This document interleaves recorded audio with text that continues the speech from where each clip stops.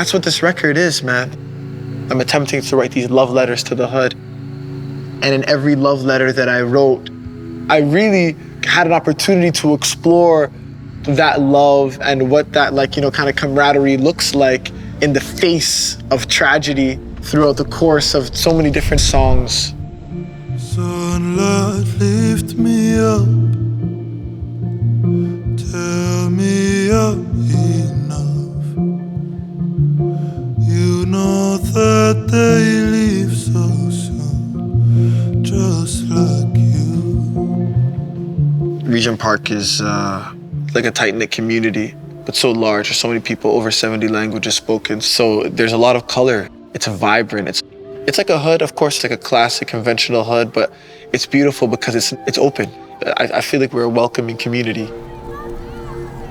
The beauty of Regent Park, it was stripped from me as I grew, and there was like a dreamland and a graveyard, because it's where every dream and hope I've ever had was founded. But it's also where everything came to die. When someone passed away in the community, my exposure to the violence of what it means to be from a community like that, to state violence, to all of these kind of systemic barriers, I started to realize why some people succumbed to the system of being from a community like that.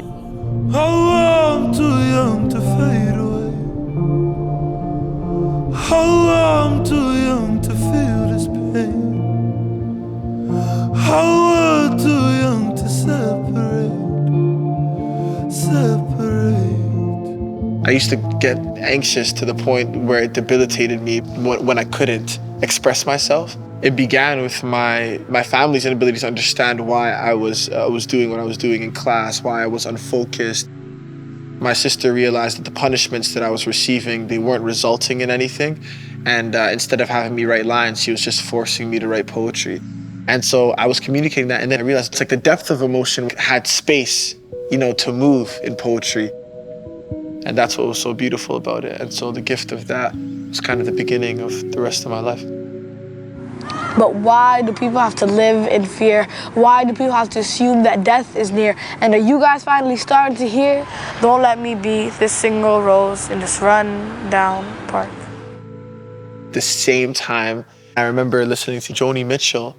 It was just her delivering truths, and it wasn't ever like in a conventional way. That's all that I ever wanted to do, was just to reach people by way of like a lyric that was pointed. And I'll tell you how I feel, in case it's the last time. You know the odds, you know the flaws. It's so bad design, and you go anywhere. I think at the time that I was making the record, there was something about the feeling of folk music that I wanted. It was a feeling that I was deprived of, that I was searching for, because it wasn't present for me. I'll be awake, I'll be awake, I'll be awake.